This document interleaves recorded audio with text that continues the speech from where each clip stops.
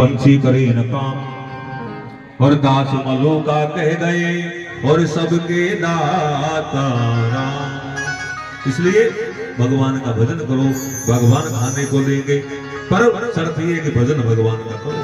अब भजन करोगे नहीं, आलसी की तरह बैठे रहोगे, ना कोई हनुमान चालीसा पढ़ोगे, ना कोई मंदिर जाओगे, ना ठाकुर जी को स्नान कराओगे, दिन भर पड़े रहोगे आलसी की तरह, तो ऐसे थोड़ी मिलेगा ना। देखिए भगवान का भजन भी करो, सवेरे जगो, मंदिर जाओ, हनुमान चालीसा पढ़ो, पढ़ना नहीं आया तो राम राम करो, जो कोई कीर्तन बोले तो उसमें कीर्तन बोलो, जो भी जैसा भी भजन आवे वैसा करो, तो भव सागर पार हो जाओगे।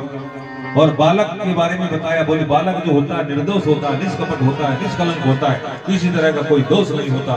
बालक की तरह स्वभाव रख करके भगवान की भक्ति करो, भव सागर से पार हो जाओ। इस तरह भगवान ने यहाँ पर 24 गुरुओं के बारे में बताया, 24 गुरुओं का ज्ञान दिया और 24 गुरुओं के बारे में बताया। और अब सुखदेव जी को भगवान श्री कृष्ण ने उद्धव जी को भेज दिया, और भेज करके भगवान ने कहा कि अब मैं भी जाऊंगा। और भगवान अपने बैठे हुए हैं, आया वही जरा नाम का शिकारी, और उसने भगवान को देखा दूर से। भगवान की जो केडी थी वो घुटने के ऊपर रखी हुई थी, उसने देखा कोई हिरण का मुख है, उसने बाण चला दिया, बाण भगवान के पैर में जाके लगा, और पैर में लग गई महाराज। अब वो शिकारी दौड़ा दौड़ा आया हिरण को पकड़ने के चक्कर में, पर वहां हिरण नहीं था, भगवान के द्वारकाधीश थे। चरणों में गिर गया, क्षमा मांगने लगा कि हे प्रभु मेरे से भूल हो गई, मैंने आपको बाण चला दिया। भगवान ने कहा, बोले भैया मैंने भी तेरे ऊपर छुप करके बाण चलाया था, आज तूने मेरे ऊपर बाण चला दिया और तूने तेरा हिसाब पूरा कर लिया। क्योंकि भगवान ने भी राम अवतार में जो जरा नाम का शिकारी है ना, ये सुग्रीव का भाई बाली था।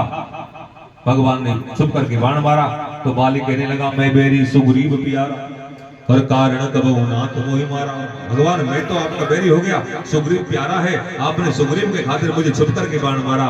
भगवान ने कहा, बोले भैया अनुज बधु भगनी सुध नारी, तुमने छोटे भाई की पुत्र, अपने छोटे भाई की बहू पर अधिकार जमा लिया, तुम अयोग्य हो, दंड देने के अधिकारी हो, मैंने तुम्हें मार दिया, पर मैंने छुप करके मारा है तो फल तो मुझे भी भोगना पड़ेगा। आज वही बाली जरा शिकारी बन करके आया और भगवान को बाण मार दिया। कहने का मतलब यह है कि जो कर्म करता है, चाहे वो भगवान हो, चाहे देवता हो, चाहे कोई मनुष्य हो, चाहे पशु हो, चाहे कोई भी हो, कर्म का फल भोगना पड़ता है। इसलिए कर्म बड़े होशियारी से करना चाहिए। ये नहीं कि हम कर्म कर रहे, कोई हमको देख रहेगा।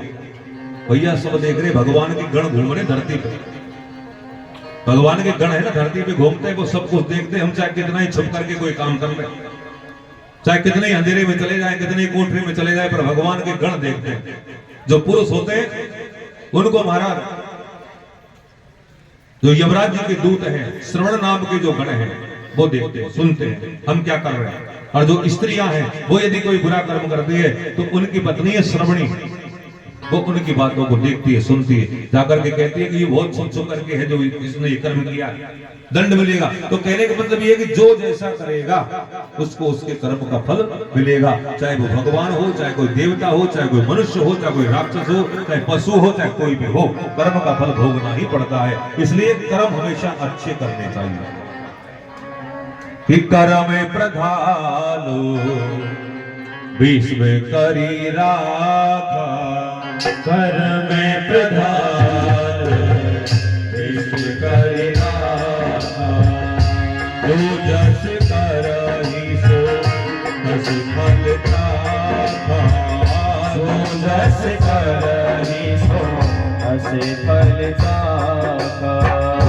कर्म प्रधान विश्व करी राखा, कर्म प्रधान विश्व करी राखा, जो जस करहि सो तस फल पावा, जो जस करहि सो तस फल पावा।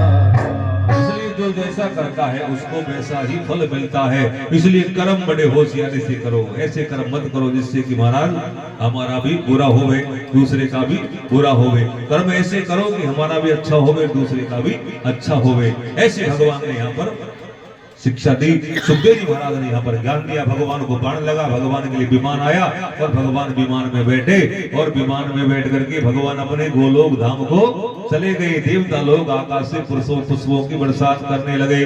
बोल वृंदावन बिहारी लाल की।